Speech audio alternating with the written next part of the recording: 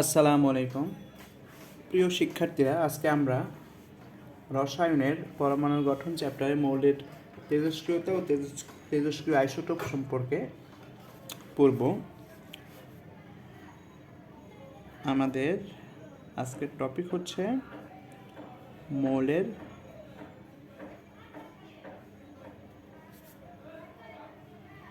তেজস্ক্রিয়তা ও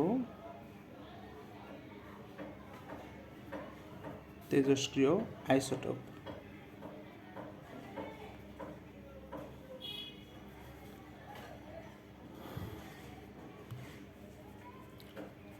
তাহলে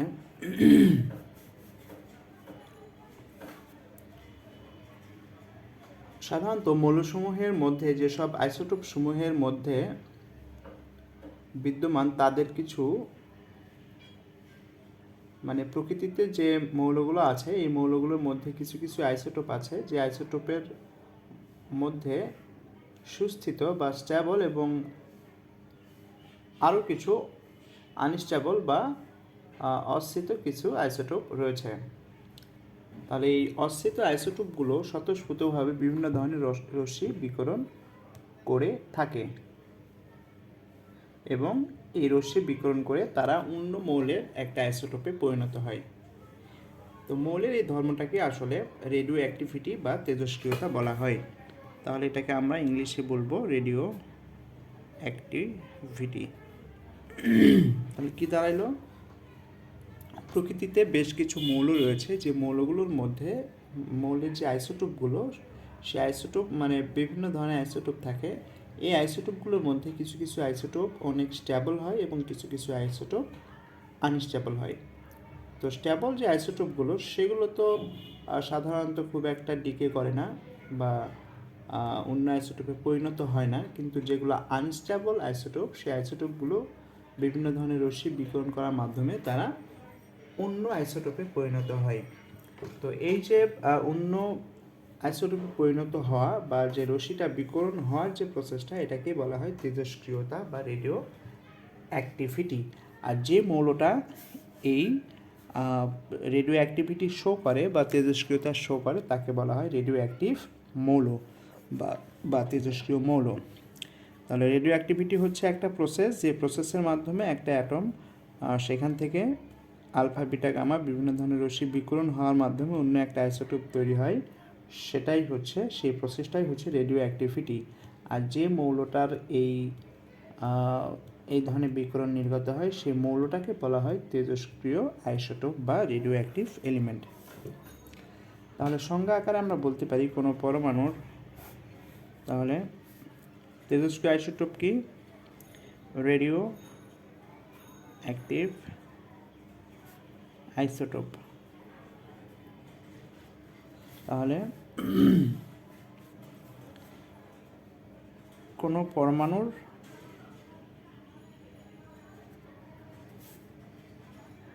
নিউক্লিয়াসের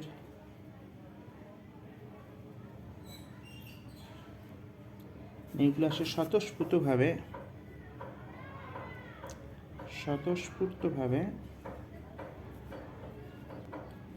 বিভিন্ন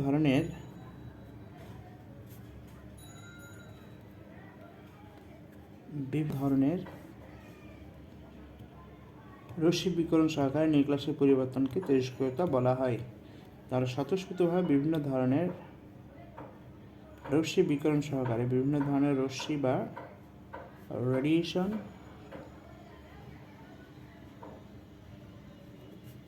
বিকিরণ সহকারে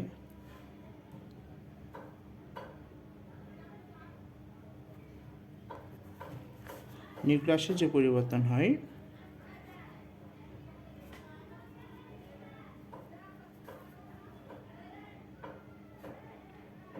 নিউক্লিয়াসের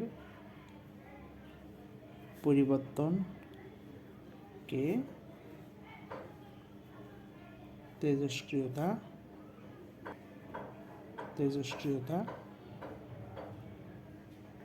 বলা হয়। তাহলে এটাকে তেজস্ক্রিয়তা বলা হয়। আর যেসব আইসোটোপ এই ধর্ম প্রদর্শন করে তাকে তেজস্ক্রিয় আইসোটোপ বলা হয়। তাহলে যে আইসোটোপ আইসোটোপ এই ধর্ম প্রদর্শন করে, যে আইসোটোপ এই ধর্ম প্রদর্শন করে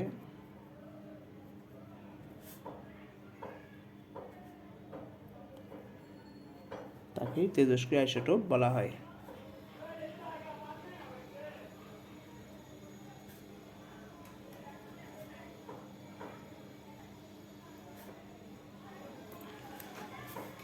তাকেই তেজস্ক্রিয় আইসোটোপ বলা হয়। তাহলে এখানে আমরা একটা উদাহরণ দেখতে পারি, যেমন অক্সিজেনের 3টা স্টেবল আইসোটোপ আছে। অক্সিজেনের 3টা সুস্থিত আইসোটোপ আছে, যেমন অক্সিজেন 16 আইসোটোপ, অক্সিজেন 17 আইসোটোপ এবং অক্সিজেন 18। এই 3টা অক্সিজেনের মোটামুটি সুস্থিত বা স্টেবল আইসোটোপ। এছাড়া বিজ্ঞানীরা আরও বেশ কিছু অস্থিত বা আনস্টেবল কিছু radio active element radio active oxygen আবিষ্কার করেছে, যেমন অক্সিজেন 13, অক্সিজেন 14, দেন অক্সিজেন 15, অক্সিজেন 19। এই যে আইসোটোপগুলো, এই আইসোটোপগুলো কিন্তু প্রকৃত ব্যাখ্যা যায় না এবং এগুলো ফলে কি হয়, এগুলো অবশ্যই কৃত্রিম উপায়ে তৈরি করা হয় জেনারেটর মাধ্যমে বা মাধ্যমে। এই 4টা আইসোটোপই তেজস্ক্রিয় এবং ধরনের বিক্রিয়ায় এরা মৌলে পরিণত হয়। 4টা আইসো তেজস্ক্রিয়। তাহলে এই আইসোগুলো তেজস্ক্রিয় কারা পরিণত বিক্রিয়া ধরনের বিকিরণ। তাহলে যেমন অক্সিজেন 14 এই আইসোটা পজিট্রন বিকিরণ করে থাকে। এই আইসোটোপটা এটা পজিট্রন বিকিরণ করে, পজিট্রন রেডিয়ন করে, এই বিকিরণ করে। এটা অক্সিজেন 3 থেকে 7 আছে অক্সিজেন। তাহলে নাইট্রোজেন 14 হয়। আর অক্সিজেন যেটা অক্সিজেন 19, এই 19টা আবার 19 এটা কিভাবে এটাকে 90 হয়। তাহলে এইভাবে রশ্মিকরণ করার মাধ্যমে এই ধরনের পরিবর্তন হতে পারে। তাহলে রশ্মি বিকিরণ অন্য আইসোটোপে পরিণত হয়। তাহলে এই ধরনের তাহলে এখানে অক্সিজেন 19 এটা হচ্ছে একটা তেজস্ক্রিয় অ্যাটম। তাহলে এই তেজস্ক্রিয় বিকিরণ সময় এবং তাদের কিছু আছে। তাহলে এই তেজস্ক্রিয় যে বিকিরণ করে এগুলোর ধর্ম সম্পর্কে একটু আমাদের জানতে হবে। যেমন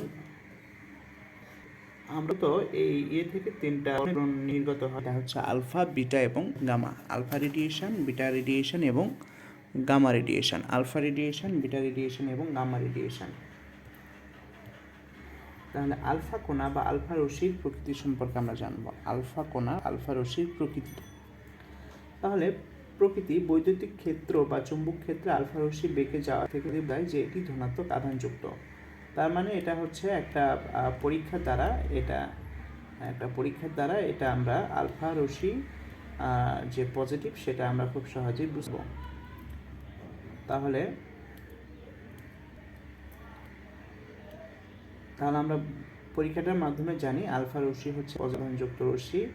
বিভিন্ন পরীক্ষার মাধ্যমে প্রমাণিত হয়েছে এটি প্রকৃতপক্ষে হিলিয়ামের নিউক্লিয়াস। তার মানে আলফা কণা বলতে আমরা বুঝি হিলিয়ামের নিউক্লিয়াস। একে আপনাকে সাধারণত হিলিয়াম $+2+ আকারে এভাবে লেখা হয়ে থাকে। তাহলে হিলিয়াম 2+ আকারে আমরা লিখে থাকি আলফা কণা, যেটা হিলিয়াম প্লাস সেটা হচ্ছে আলফা কণা। এছাড়া আমরা এটাকে আমরা জাস্ট সিম্পলি আলফা আকারেও আমরা জাস্ট এক্সপ্রেস করতে পারি। তাহলে এখানে হিলিয়াম 2+ এখান থেকে 2টা ইলেকট্রন চলে গিয়ে এরকম এক অবস্থায় হয় আলফা রেডিয়েশন বা কণা। সো এই আলফা কণা বা আলফা রশ্মির বেগ কেমন হয়? তো এইটার বেগ বিভিন্ন তেজস্ক্রিয় আইসোটোপ থেকে নির্গত আলফা কণার গতিবেগ 1 × 10⁹ সেমি/সেকেন্ড হইতে মোটামুটি 2.5 × 10⁹ সেমি/সেকেন্ড পর্যন্ত এরকম হয়ে থাকে। তাহলে 1 × 10⁹ থেকে 2.5 × 10⁹ 2.5 × 10⁹ সেমি/সেকেন্ড এরকম বেগে আলফা রশ্মি সাধারণত গতিবেগ প্রাপ্ত হয়। এছাড়া বায়ুর আয়নীকরণ, বায়ুর মধ্য দিয়ে যাওয়ার সময় আলফা কণাসমূহ থেকে কিছু পদার্থের অণুসমূহে স্থানান্তরিত হয় এবং অণুসমূহ আয়নিত হয়ে থাকে। তাহলে আয়নীকরণ প্রভাব রয়েছে এটার। আয়নীকরণ প্রভাব বলতে বায়ুর মধ্যে যাওয়ার সময় আলফা কণাসমূহ থেকে যে শক্তি নির্গত হয় সেই শক্তিগুলোর জন্য পদার্থের অণুসমূহ এটা গিয়ে অণুসমূহগুলোকে আয়নিত করে ফেলে। ছেদন ক্ষমতা বা পারমেবিলিটি, ছেদন ক্ষমতা হচ্ছে কতটুকু এটা সেট করতে পারে। তাহলে আলফা কণার ছেদন ক্ষমতা খুব কম, এটা খুব বেশি সেট করতে পারে না। পদার্থকে আয়নিত করার ক্ষমতা সবচেয়ে বেশি, মানে এটা পদার্থকে আয়নিত করতে পারে, আয়নে পরিণত করতে পারে, কিন্তু খুব সহজে এটা সেট করতে পারে না। একইভাবে আমরা এবার বিটা রশ্মি যদি দেখি, বিটা রশ্মির ক্ষেত্রে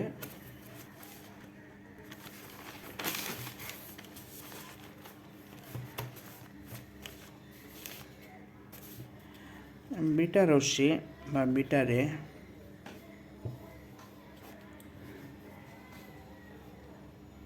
এটার প্রকৃতি, বিটার এর হচ্ছে এটা বৈদ্যুতিক ক্ষেত্র, চৌম্বক ক্ষেত্রে এদের যাওয়ার দিকে বোঝা যায় যে এরা ঋণাত্মক আধানযুক্ত। তাহলে বিটা রশ্মি হচ্ছে ঋণাত্মক আধানযুক্ত। প্রমাণিত হয়েছে যে এরা প্রকৃতপক্ষে তীব্র গতিসম্পন্ন ইলেকট্রন। তাহলে বিটা রশ্মিগুলো এক ধরনের ইলেকট্রন, তীব্র গতিসম্পন্ন এক ধরনের ইলেকট্রন। বিটা রেডিয়েশন বা বিটা রশ্মি হচ্ছে এক ধরনের তীব্র গতিসম্পন্ন এক ধরনের ইলেকট্রন, এবং এর চার্জ অবশ্যই নেগেটিভ।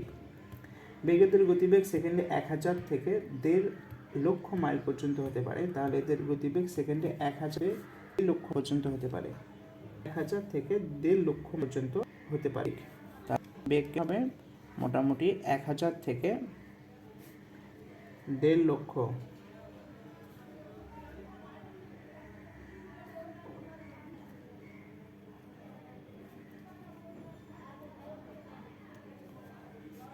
তাহলে এরকম এত মাইল পর্যন্ত হতে সেকেন্ডে। এছাড়া বায়ুর আয়নীকরণ, বিটা কণা কোনো বায়ুর মধ্যে চরম অণুগুলোর সাথে সংঘর্ষের মাধ্যমে আয়নিত করে থাকে। তাহলে এটারও আয়নীকরণ প্রভাব রয়েছে। বিটা কণা যখন কোনো বায়ুর মাধ্যমে যায়, তখন এটা বায়ুর মাধ্যমে এটা নেগেটিভ, বা বায়ুর মাধ্যমে এটাকে বায়ুর মাধ্যমে অণুসমূহকে আয়নিত করে ফেলে। দেন ছেদন ক্ষমতা, ছেদন ক্ষমতা কণার চাইতে অবশ্যই বেশি। আলফা কণার চাইতে এর ছেদন ক্ষমতা বেশি, কারণ বিটা কণা আলফা কণার চাইতে একটু ছোট হয় সাইজে। ফলে বিটা ছেদন ক্ষমতা আলফা কণার চাইতে প্রায় 1000 গুণ বেশি। তাহলে এর আয়নীকরণ ক্ষমতা তুলনামূলকভাবে কম। আয়নীকরণ ক্ষমতা আলফা রেডিয়েশনের চাইতে কম। দেন আফটার হচ্ছে গামা রশ্মি। গামা রশ্মি হলো, গামা রশ্মি প্রকৃতি, গামা রশ্মি সাধারণ অর্থে কোনো কণিকা নয়। এটি সাধারণ আলোকের ন্যায় তড়িৎ চুম্বক তরঙ্গ। এটা একটা আলোর মতোই, একটা আলোক মতোই তড়িৎ চুম্বক তরঙ্গ। এটা হচ্ছে তড়িৎ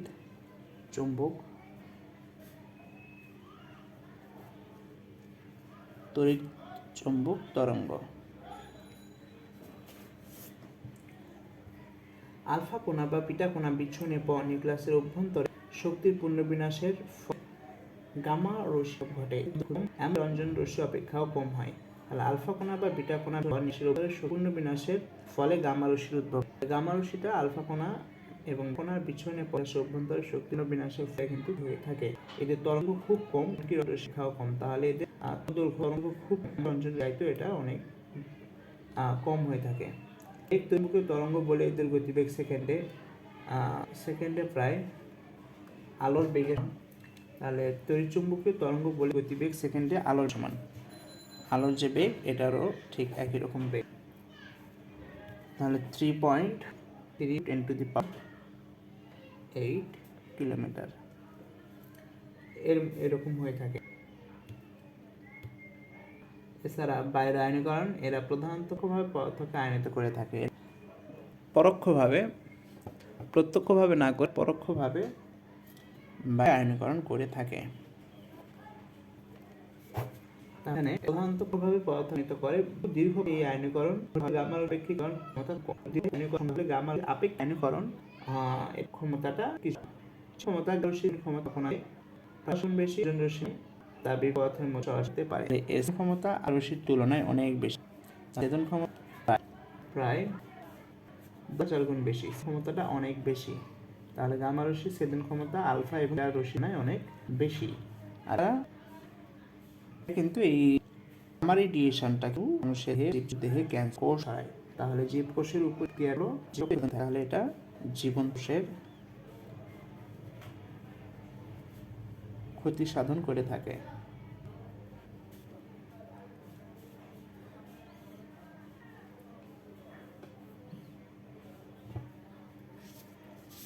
তাহলে এই ছিল মোটামুটি আলফা বিটা গামা রেডিয়েশন বিষয়ক কথাবার্তা।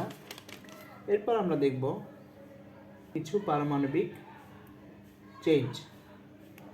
আলফা কণা বিকিরণের ফলে কি ঘটতে পারে এরকম আমরা কিছু উদাহরণ দেখব। যেমন 1 নম্বর উদাহরণ যদি আমরা দেখি রেডিয়াম, তাহলে রেডিয়াম হচ্ছে 88 এবং পারমাণবিক সংখ্যা 88 এবং পারমাণবিক ভর 226। এই রেডিয়াম থেকে খুব সহজে যদি আলফা কণা যদি রেডিয়েট হয়, তাহলে আলফা কণা রেডিয়েট মানে হিলিয়াম কণা বের হয়ে যাওয়া, হিলিয়াম 2 হয়ে যায়, তাহলে মানে পারমাণবিক 2 কমবে, 4 কমবে, তাহলে 226 থেকে 222 হবে। প্লাস এখানে হচ্ছে হিলিয়াম 2 প্লাস 4। যদি একটা রেসোটোপ থেকে যদি আলফা রেডিয়েট হয়, তাহলে এরকম এই ধরনের একটা 2 কম বিশিষ্ট 2 পারমাণবিক সংখ্যা এবং পারমাণবিক সংখ্যা কম বিশিষ্ট আর একটা এলিমেন্ট তৈরি হবে। যেহেতু এটা 88 আর 86 হচ্ছে মানে রেডিয়াম, 88 হচ্ছে রেডিয়াম, 6 যেহেতু রেডিয়াম, এটা কিন্তু ডিরেক্টলি 8 থেকে 86 বা রেডিকে রেডন। আমরা কিছু উদাহরণ দেখতে পাই, যেমন ইয়ামের পারমাণবিক সংখ্যা হচ্ছে 2 এবং আণবিক ভর হচ্ছে 238। তো এখান থেকে যদি আলফা কণা রেডিয়েট করে, তাহলে এখানে তৈরি হবে, এটা ছিল 92, এটা হচ্ছে 90, এখানে আণবিক কমবে, তাহলে তো চমক হবে এখানে, এখানে হিলিয়াম প্লাস 2 4। তাহলে এই ক্ষেত্রে ইউরেনিয়াম থেকে থরিয়াম 92 থেকে আমরা থরিয়াম 9। সো এভাবে হচ্ছে আলফা না যদি এর উদাহরণ বিটা না রেডিয়েট তৈরি হবে চেঞ্জটাকে হবে। তাহলে আমরা এখন দেখতে পাবো, কিন্তু আমরা জানি যে হচ্ছে কোন এক ধরনের, তার মানে এটার আণবিক ভর চেঞ্জ হবে, মানে পারমাণবিক সংখ্যা চেঞ্জ হবে, কিন্তু আণবিক ভর চেঞ্জ হবে না। যেমন অপশন 19 আছে, এটা চেঞ্জ হলে ফ্লোরিন 9 8 থেকে 9 হবে এবং এটা 9 থাকবে, আণবিক ভর কিন্তু চেঞ্জ হবে না, কিন্তু এটা নিউক্লিয়াসটা চেঞ্জ হবে 8 থেকে 9। তো আর যেহেতু অক্সিজেন যেহেতু ফ্লোরিন, তার থেকে 9 হচ্ছে, এখানে একটা বিটা রেডিয়েশন ইমিট করছে। তাহলে এখানে বিটা রেডিয়েশন বলতে -1, এটা আণবিক ভর মানে পারমাণবিক সংখ্যা -1, তার মানে যোগ হবে এবং এটা মাইনাস হবে, আণবিক ভর 0, মানে সরি আণবিক ভর হচ্ছে 0। একই ক্ষেত্রে যদি আমরা দেখি থরিয়াম 90 থেকে 234 আণবিক ভর যদি হয়, তার থেকে বিটা রেডিয়েশন ইমিট করলে, তাহলে থেকে হবে এটা প্রোটাক্টিনিয়াম, প্রোটো অ্যাক্টিভ তৈরি হবে, তার মানে পি প্রোটাক্টিনিয়াম 91 একবে এবং আণবিক ভরটা সেম থাকবে এবং একটা ইলেকট্রন এইটা হবে থরিয়াম থেকে যদি একটা বিটা রেডিয়েশন ইমিট করে, তাহলে এখানে প্রোটাক্টিনিয়াম তৈরি হবে।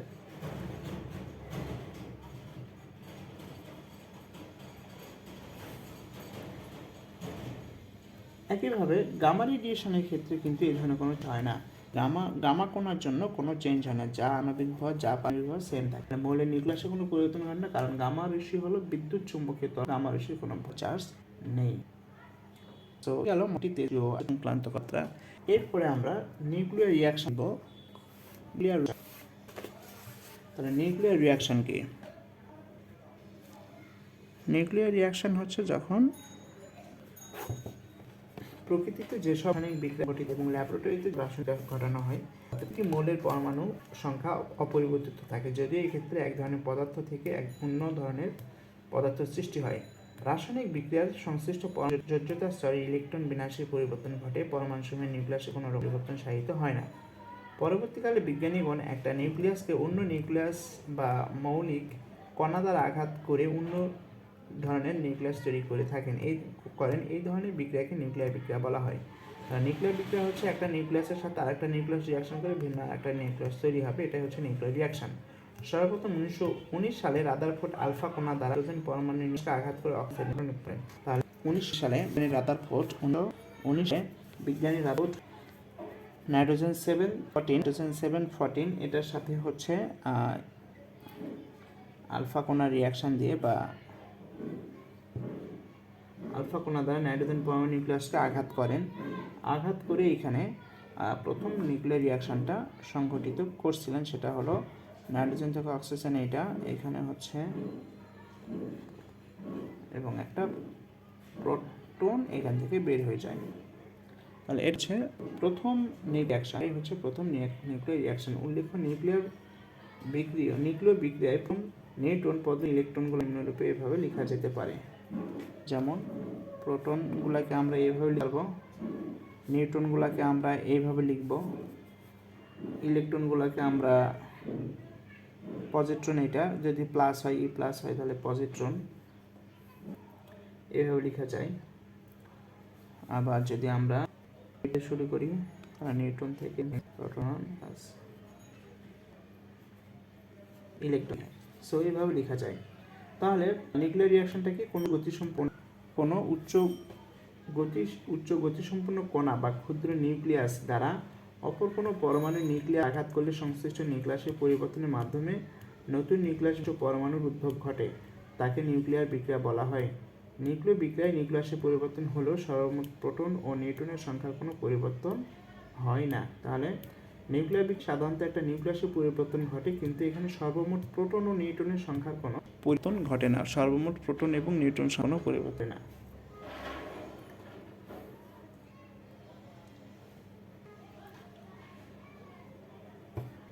তাহলে উপরিউক্ত আচ্ছা, এখানে আমরা একটা বিক্রিয়া দেখতে পারি নাইট্রোজেন 7 থেকে 14। তাহলে এখানে হিলিয়াম যেটা আমরা আগে দেখলাম 2 4 দিলে এখানে অক্সিজেন 8 17 প্লাস প্রোটন। তাহলে এইখানে আমরা দেখতে পাচ্ছি ডান দিকে এবং বাম দিকে টোটাল নিউট্রন প্রোটন সংখ্যা কিন্তু কোনো পরিবর্তন ঘটেনি, জাস্ট একটা ভিন্ন একটা নিউক্লিয়াস তৈরি হয়েছে।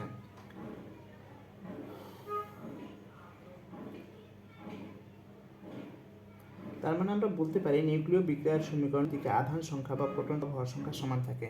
তো নিউক্লিয়ার বিক্রিয়ার উভয় দিকে আধান সংখ্যা বা প্রোটন সংখ্যা সবসময় সমান থাকে।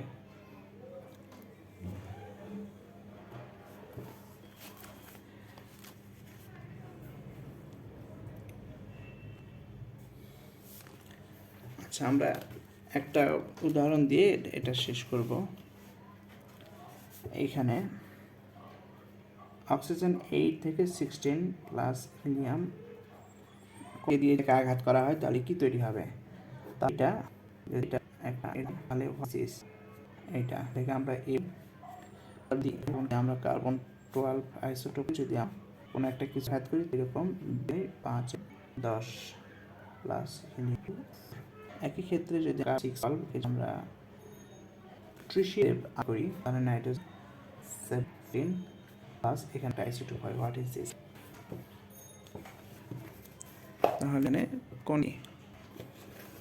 তাহলে এখানে 1 নাম্বার, এটা এ নাম্বার ধরলাম, এটা বি, এটা হচ্ছে সি নাম্বার ধরলাম। তাহলে এখানে আচ্ছা, এটা আমাদের বের করতে হবে হোয়াট ইজ দিস। তাহলে এখানে এটাকে আমরা, এটা যেহেতু ডি আছে এটাকে আমরা ডি বলি।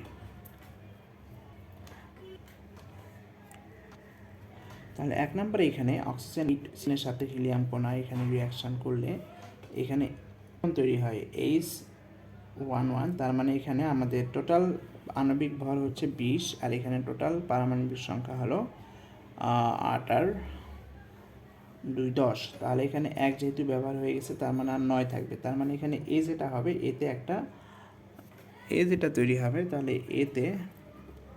এর পারমাণবিক সংখ্যা হবে 9 আর আণবিক ভর এখানে 20 আছে, বাম দিকে ডান দিকে আছে 1, তার মানে আরও 19 নাই, তার মানে এখানে এর আণবিক ভর হবে 19। তাহলে এ হচ্ছে 9 19। তাহলে 9 পারমাণবিক সংখ্যা বিশিষ্ট এলিমেন্টের নাম ফ্লোরিন। এ সমান হবে F9। আচ্ছা, এরপরে আমরা যদি ডি দেখি, ডিতে আমরা কি পাবো? ডি সমান এখানে তাহলে দেখা যাচ্ছে যে বাম দিকে আমাদের 6 12 আর এখানে হচ্ছে 5 2 7 আর এখানে 14, তাহলে 5 2 7, তার মানে এখানে 6 2 8 হবে, তার মানে এখানে হিলিয়াম দিবে 2, তাহলে হিলিয়াম 2, আর উপরে কত হবে এখানে হিলিয়াম এখানে 12 আর এখানে হচ্ছে 10 আর 4 14, এখানে অবশ্যই, তাহলে এখানে আছে কত, হ্যাঁ তাহলে টোটাল হচ্ছে এখানে, তাহলে টোটাল কত হচ্ছে,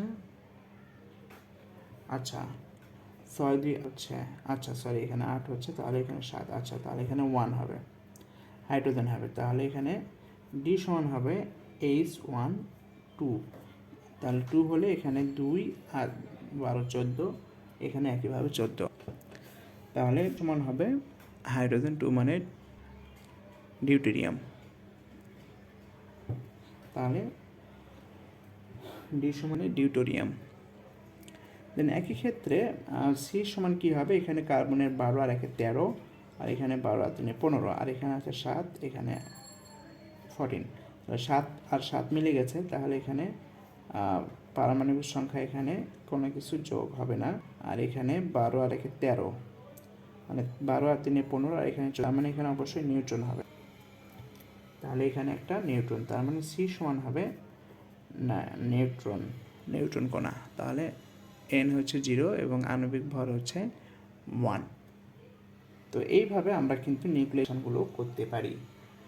তাহলে এই পর্যন্তই আজকে আমাদের টপিক, এখানেই নেক্সট আর একটা টপিক নিয়ে আমরা আবার আসবো। আসসালামু আলাইকুম।